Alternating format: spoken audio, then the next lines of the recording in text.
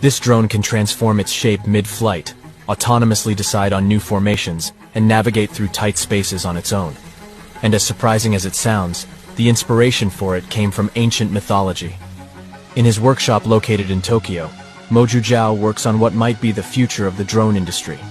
This marvel of engineering can change its shape on the go, allowing it to navigate through different spaces with ease. The Dragon, which stands for Dual Rotor Embedded Multi-Link Robot with the ability of multi-degree of freedom aerial transformation, is composed of multiple modules linked by battery-powered hinged joints.